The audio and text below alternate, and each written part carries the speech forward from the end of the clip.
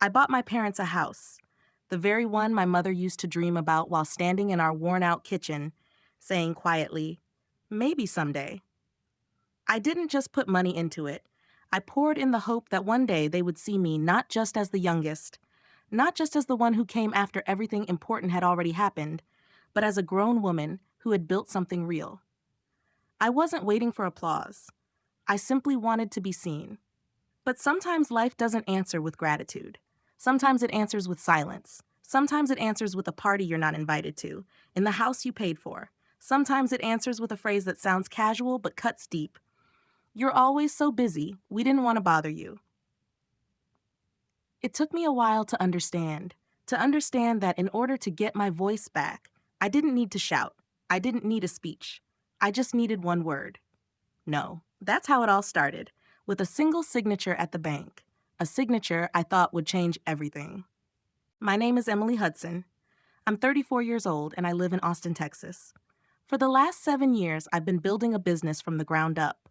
It started with an idea at my kitchen table: sustainable packaging that doesn't end up in landfills. I began small, using recycled paper and soy ink in my garage, then moved to a tiny shared workshop. I barely made anything at first, just enough to cover rent and groceries.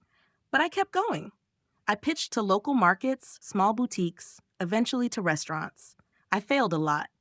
I redesigned the labels 3 times and drove across Texas with boxes in my trunk. Then one day, 2 big chains said yes. Suddenly, I had contracts, employees, an actual office. My hands still shook when I signed that first major deal, but I didn't stop. I didn't grow up with wealth. My parents always worked hard. My dad fixed cars. My mom cleaned houses for people who barely noticed her. They never complained, but they never expected much more either. They lived in the same old house for decades, the one I grew up in. I loved it as a child, but as an adult, I started to see the cracks, literally. The roof leaked when it rained. The water heater rattled. The kitchen still had the yellow linoleum from the 80s, peeling at the corners. One night, I came by and found my dad under the sink with duct tape and an old wrench, trying to fix a pipe that just kept leaking. Something broke in me that night, not from anger, but from knowing I could help and hadn't yet. I had savings. I could afford it. I didn't need to wait. So I made a decision. I spent the next 3 weeks looking for houses. I wanted something simple but safe, something where they could rest instead of struggle. I found it on the outskirts of Austin. 1 story, big windows, a small front yard with soft grass, and a backyard just big enough for roses. My mom had always dreamed of growing roses again. The kitchen had new appliances. The roof was solid. The porch faced the sunrise. It felt right. I paid $312,000 in cash. No mortgage, no debt, no expectations. I put the house in my name, not out of mistrust, but because it was easier at the time. I told myself I'd gift it later, when everything was settled. When I told my parents, my mom put her hand over her mouth and said, "Emily, that's too much." But then she hugged me. My dad nodded once and said nothing. He just stood on the porch, looking out at the yard. I took that silence as his way of saying thank you. I didn't need more than that. They moved in a week later. I helped them pack, brought over groceries, set up their cable. I drove them to Home Depot to pick out curtains. They didn't ask for anything fancy, just simple cream-colored ones. I remember my mom running her fingers over a wooden rocking chair and smiling. I bought it for her. I set it right on the porch. She sat in it with her coffee the next morning, and I snapped a picture without her noticing. For the first time in a long time, she looked peaceful. I didn't expect them to brag. I didn't need them to tell anyone what I had done. It wasn't about that. I just wanted them to feel taken care of. I wanted them to know they didn't have to carry everything anymore. I had stepped up. I was the daughter who stayed close, who called every Sunday, who remembered their birthdays. My sister moved away years ago and only visited once a year. But I never brought that up. I didn't compete. Over the next few months, I was busy with work. My business grew. We added a second distribution center. I was traveling a lot. Phoenix, Chicago, sometimes LA. My parents always said, "Be safe. Let us know when you land." I'd send them photos from airports, hotel rooms, the occasional fancy dinner. They didn't say much in response. Sometimes just a thumbs-up emoji from my mom. My dad never texted. Then one day, I opened Facebook during a layover. I don't check social media much, but I had some notifications. A post caught my eye. My cousin had tagged a photo, balloons, decorations, a cake that said New Beginnings. My parents were in the center of it, smiling, surrounded by guests. It was their house. My house. But it wasn't my photo. I hadn't been there. I hadn't even known it was happening. I scrolled through the comments. Beautiful home. You both deserve this. So happy for you. Everyone seemed to think they had bought it themselves. My mom had written in the caption, "Can't believe we're finally here. All thanks to Paul and a lot of prayers." Paul is my dad. Not a single word about me. I stared at the screen for a long time. Not because I wanted praise, but because I felt erased. They had thrown a housewarming party in the house I paid for, and I hadn't even been invited. At first, I told myself maybe it was last minute. Maybe they forgot to text me. But I knew better. There were tables set up in the yard, catering trays, a string quartet. That's not last minute. That's planned. I checked the date. It was last Saturday. I had called them that morning, and they said nothing, not a word. My throat felt tight, like I couldn't breathe. I turned off my phone and sat in silence in the airport lounge. People around me laughed, drank coffee, typed on laptops, but I just sat there, invisible in my own life. I thought about that night under the sink, when my dad struggled with that broken pipe. I thought about the rocking chair, the rose bushes I planted myself. I thought about my mom saying I was too good, but apparently not good enough to include. And then something settled inside me. Not anger, not even sadness. Just a quiet kind of clarity. Maybe silence was their language, but I had learned mine too, and I was done being quiet. I decided that the next time I stepped into that house, it wouldn't be as a forgotten daughter. It would be as the owner ready to speak.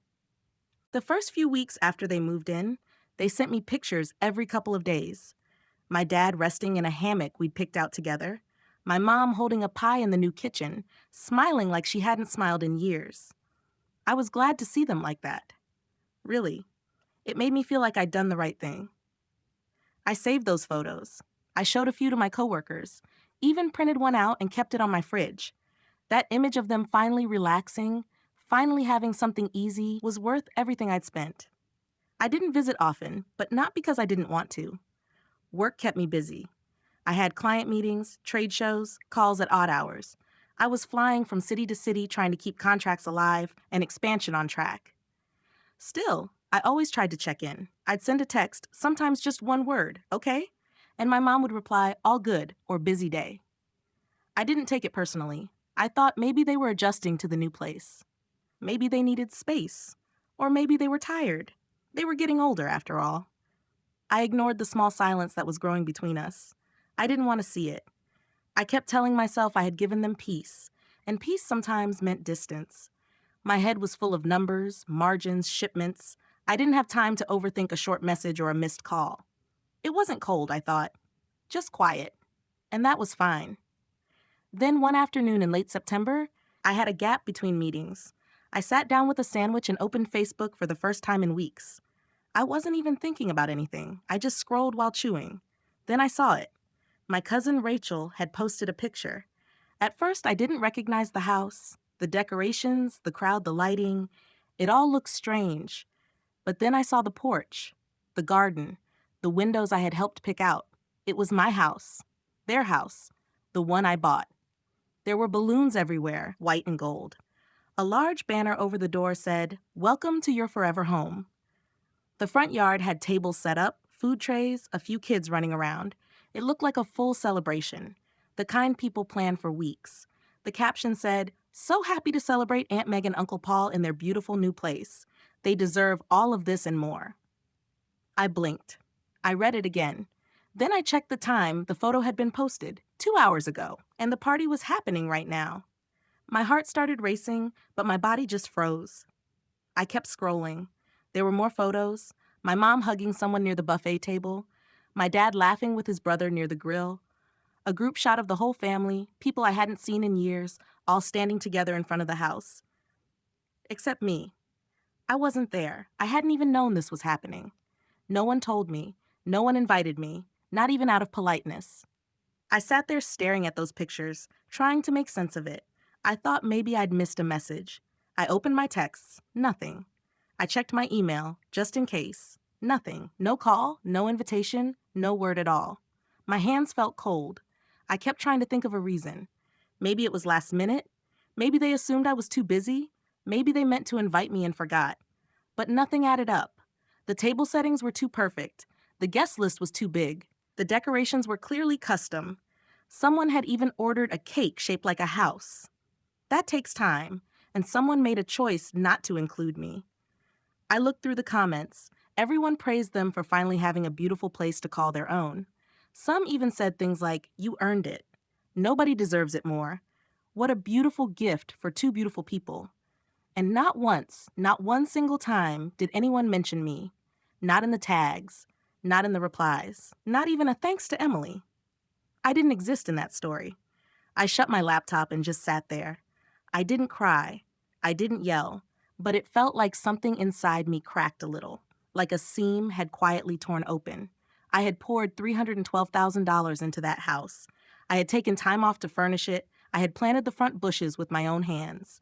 And now I was a ghost. They had rewritten the story without me. They had accepted everything I gave them, the money, the effort, the stability, and then erased me from the picture. Maybe it would have hurt less if they had just said they didn't want me there. But they didn't say anything. They just left me out. Silently. Deliberately. That night, I didn't sleep. I stared at the ceiling in my apartment, hearing the quiet hum of the fridge and the occasional car passing outside. I thought about the last time my mom hugged me. It had been quick, distracted. She was checking her phone. I wondered if they had told everyone the house was theirs, if they pretended they bought it themselves, if they let people believe it was all because of hard work or luck or good timing. And I realized that I had given too much to people who were fine pretending I gave them nothing at all. I didn't need them to say thank you every day.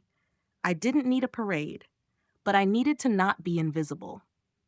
And now that I was, completely and without question, I had to decide what I was going to do about it, because I wasn't sure I could ever walk through that front door the same way again. And the next step I took might not be for them. It might be for me. I didn't sleep that night. I laid there for hours, staring at the dark ceiling, listening to the sounds of the street below my apartment. Every time I closed my eyes, the pictures came back. The banner over the door, the table set up in the yard, my mother laughing in the kitchen I paid for. My hands wouldn't stop shaking, and my legs felt cold and weak under the blanket. It wasn't anger that kept me awake. It was something deeper and quieter. Hurt, a kind of quiet pain that didn't burn, but sat like weight in my chest. I kept trying to tell myself it didn't mean anything, that it was just a party. But I couldn't lie to myself anymore. It did mean something. It meant everything. By morning, I hadn't eaten, and my eyes were swollen from nothing but exhaustion. I picked up my phone and stared at the contact screen for a long time before finally pressing call. My mom answered on the second ring. Her voice was cheerful, like nothing had happened. She said they had meant to call me, that everything had just come together so fast, and that I'm always so busy. She said they didn't want to bother me. She said it was just a little get-together. I didn't say much. I let her talk. I let her explain it all away, like it was normal, like I was overreacting for feeling left out of a housewarming party that took place in a house I had bought. She ended the call with a soft reminder not to take things personally. She told me it was nothing. Just a few people over for dinner, that's all. But it wasn't just dinner, and it wasn't just a house.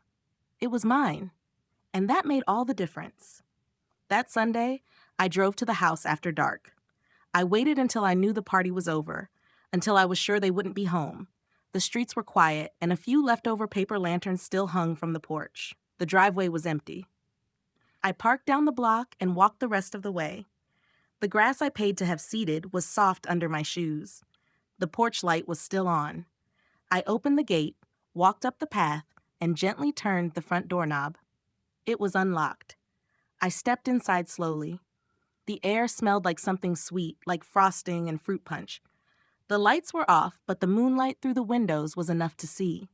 There were streamers on the walls, half-inflated balloons clinging to corners, and paper plates stacked on the counter. There were cups on every surface. A few napkins were crumpled on the floor. Someone had spilled juice near the fridge, and it was sticky under my feet. In the center of the kitchen island was a wooden sign. It had been hand-painted. The letters were done in soft gold. It said, "Our family home, Paul and Meg." I stood there for a long time, staring at those words. My name wasn't there. Not anywhere. Not on a card. Not on a tag. Not even on the edge of the sign in tiny letters. It was like I didn't exist. Like the house had built itself. I sat down on one of the bar stools, the same ones I'd ordered online, and assembled myself one evening with blistered fingers. I sat there in the dark, letting the stillness settle over me. My throat was tight. I didn't cry. I couldn't. I was too tired to cry. I felt like a guest in a museum exhibit of someone else's life, like I'd walked into a place that looked like something I knew but had been rewritten without me. The refrigerator was humming. A balloon floated across the room slowly, brushing against my arm. I felt invisible. After maybe 10 minutes, I stood up. I opened my bag and pulled out a manila folder. Inside were copies of the purchase documents, the bank statement, the deed, everything. I pulled out the front page and placed it on the kitchen counter, right under the family sign. I found a sticky note in my wallet, scribbled a message, and stuck it on top of the folder. It said, "This house is in my name, just a reminder." I didn't slam the door when I left. I didn't break anything or shout. I closed the door quietly behind me, walked back to my car, and drove home. That night, I lay in bed again. I wasn't sleepless like the night before. I was quiet but calm. Something had shifted. I wasn't ready to confront them face to face, but I had drawn a line, even if it was silent. I had reminded them, and myself, of the truth. I thought about all the ways people take things from you without touching a thing. How they erase your name in the middle of a thank you. How they smile in pictures built on your sacrifices and pretend you're just a shadow in the background. How they tell stories that never mention the one person who made them possible. The next morning, I didn't check my phone. I didn't wait for a message or a call. I got dressed, made coffee, and opened my laptop to work. But something in me had changed. I wasn't going to let silence be the only language spoken anymore. And I was beginning to understand just how loud quiet decisions can be. I sat on the porch with my knees pulled up to my chest, arms wrapped around them like I was trying to hold myself together. The air was cool that evening, soft and still. The neighborhood was quiet. I didn't cry. I just sat there, staring out at the yard I had paid to landscape. The flower beds were neat and blooming. I remembered going over every detail with the designer, what flowers would bloom best in this climate, how much sun the roses would need, what plants were easiest for older people to take care of. It had taken weeks to get it just right. I'd done it for my mom. She used to talk about having a yard she could sit and read in, with colors around her and fresh air. I gave her that. I gave them all of it. My eyes moved to the bench near the tree. I had picked it out myself. I went to 5 different stores before I found one that felt right. It was made of wood, with a curved backrest and wide arms, perfect for coffee in the mornings. I had pictured my mom sitting there, maybe with a book or a call to her sister. I imagined her smiling. I had imagined so many things that now felt like lies I told myself.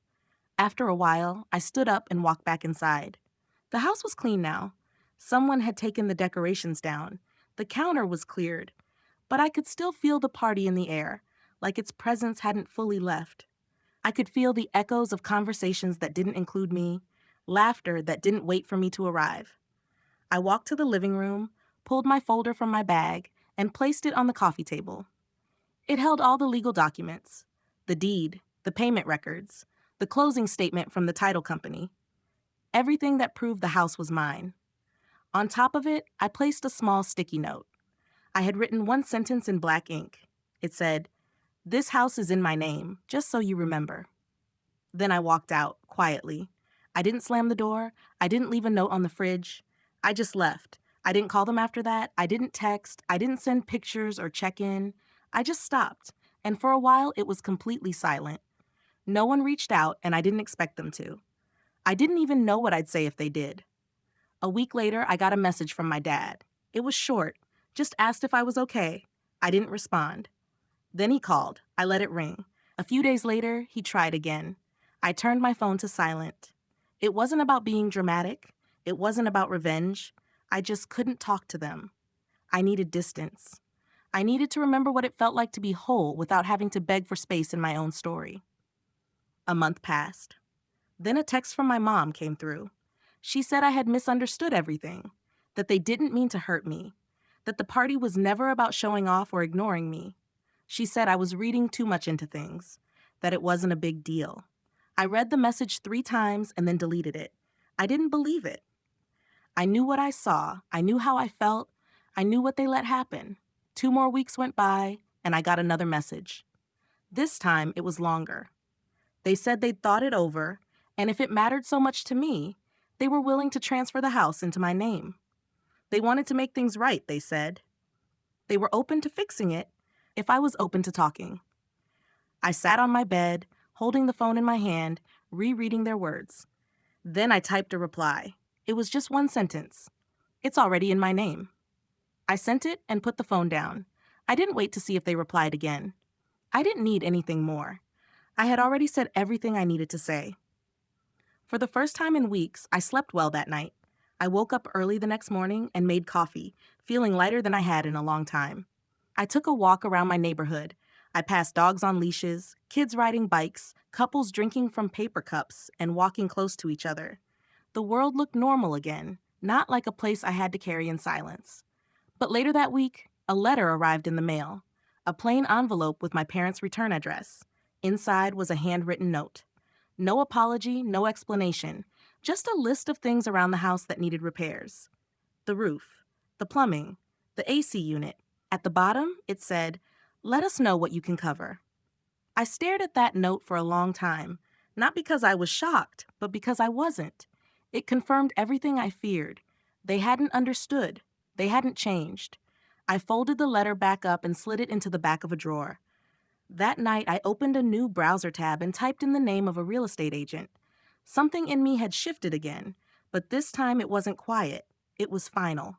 I sold the house 2 months later. I didn't make a big announcement or talk to anyone about it. I contacted the real estate agent quietly, and she connected me with a couple who had been looking for a one-story place for the husband's aging parents. It felt strangely fitting. A family who wanted to take care of their own, who didn't see the house as a trophy, but as a place for someone to feel safe. I didn't raise the price, didn't wait for better offers, didn't even care about profit. I just wanted it done. I signed the paperwork, handed over the keys, and stepped away. When the agent asked if I was sure, if I might regret it later, I smiled at her. Not because I felt joy, but because I finally felt something clean. Regret, I told her silently, is being left out of a home you paid for. Selling it isn't regret. Selling it is release. I took the money and split it into 2 things. First, I invested in a small startup focused on turning plastic waste into low-cost building materials. The founder was a woman from San Antonio with fire in her eyes and numbers that made sense. I liked her. I liked her idea. I believed in the kind of work that builds something real from what others throw away. That felt close to home. Second, I bought a condo. Just for me. Nothing big, nothing flashy. A 1-bedroom in downtown Austin with a small balcony and a washer-dryer stacked in the hallway closet. But it was mine.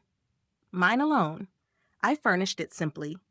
I chose soft light, quiet colors, and furniture that didn't creak. I put a plant by the window and watched it catch the sun in the mornings. It didn't need much care, but it grew. That meant something to me. In that new space, there were no plaques on the walls, no signs that said family home, no shelves filled with photos of people who looked through me. There was no banner saying welcome, no leftover balloons, no pressure to be more than I already was. No one called me too generous.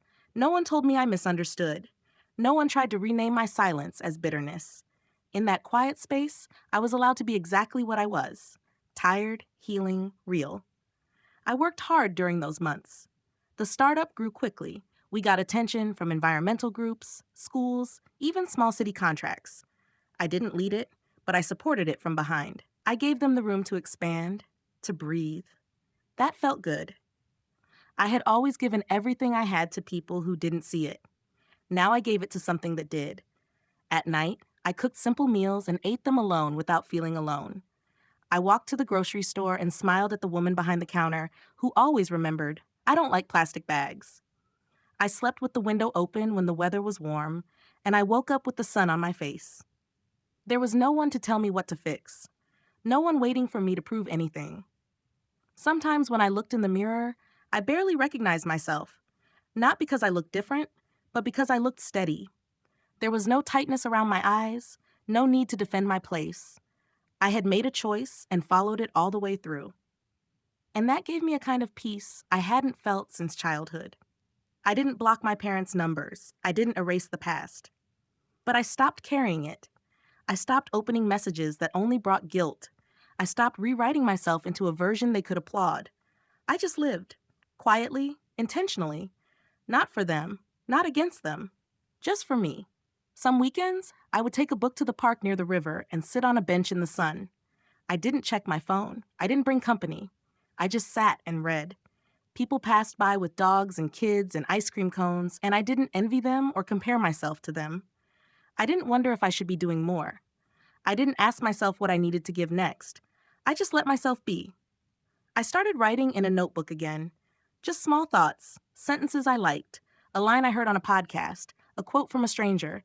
It didn't lead to anything. It wasn't for business or performance. It was just mine. That freedom, that small act of choosing myself in tiny moments, built something solid inside me. I didn't realize how empty I'd been until I started filling myself back up. I stopped explaining my choices to people.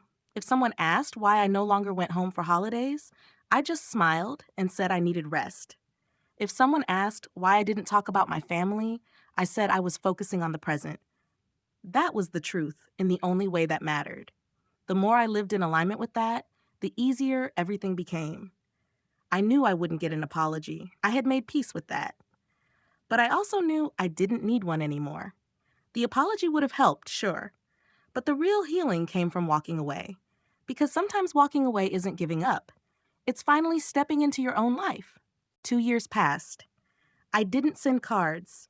I didn't answer the occasional messages that said they were just passing through. I didn't reply to birthday reminders or holiday greetings. I didn't ask how the house was, or the roof, or the plumbing. I didn't ask about Sarah or the twins. I didn't ask anything. There were days when the silence felt like armor. There were also days when it felt like something heavier, something that pressed on my chest when I least expected it. But I never broke it. I let it be. Because silence, even when it hurt, was honest. Sometimes at night, I would lie in bed and wonder. I wondered what might have happened if they had said one real word. If they had ever looked at me and said, "I'm sorry." Not as a gesture, not because they were losing something, but because they truly saw what they had done. I wondered what it would have meant if they had invited me, really invited me, to sit at the table, to be part of something without conditions or corrections or terms. Just me as I was. But the wondering never lasted long, because I would remember. I would remember the look of the kitchen that day, the decorations, the faces. I would remember the feeling of looking at a table set for celebration and realizing there was no place for me. I would remember how it felt to be erased from something I helped build. And then I would stop wondering. Now, when I think of family, I don't see banners or big speeches. I see my grandmother's hands pressing cookie dough into little round shapes on a tray. I see her wiping her hands on a towel before lifting my school picture and placing it gently on the dresser in the living room, like it belonged there. I see the way she always made a place for me, even if it was just a cushion on the couch or a warm plate left out after everyone else had eaten. She never forgot to include me. She never left me outside the frame. That is the version of love I carry forward. I still live in the condo. It's still small, still quiet, still mine. My business has grown. So has my world. I've met people who see me, who listen when I speak, who ask about my day and mean it. I've built a kind of family, not all by blood, but by choice. Friends who show up with soup when I'm sick. Coworkers who celebrate the little wins with the same energy as the big ones. A life that doesn't ask me to shrink. And sometimes when I walk past a bakery window and smell something sweet, I think about what I'll pass on. Not wealth or property or old traditions, but something else, something softer, the memory of being seen. One day, I hope to have a daughter. I think about her sometimes. I don't know her name yet or the shape of her smile, but I know this much: she will never have to earn her seat. She will never wonder if she's wanted. She won't have to prove her usefulness or her loyalty or her silence. She'll be invited to every dinner, every small joy, every quiet Sunday morning with pancakes and music playing low. Her place will never be an afterthought, because I will remember what it felt like to be forgotten, and I will not pass that feeling on. Never. If she's crying in the middle of the night, I will come to her. If she wants to talk about something that doesn't seem important, I will listen. If she draws a picture of our house with crayons and forgets the windows, I will still put it on the fridge. If she forgets to say thank you, I will still tuck her in. Because love isn't something you earn, it's something you hold. It's something you give. Without scoreboard, without transaction, without test. I will teach her how to say no and how to say yes. I will show her that silence can be strong, but that her voice matters too. I will not raise her to be grateful for scraps. I will raise her to expect respect. I will raise her to feel safe in her own skin. I will raise her to know what home feels like. And when she's grown and building a life of her own, if she calls me and says, "I'm just passing through," I will never pretend I didn't hear it. I will ask when she's coming. I will ask what she wants for dinner. I will set the table, and her seat will always be ready, because I know what it means when it isn't.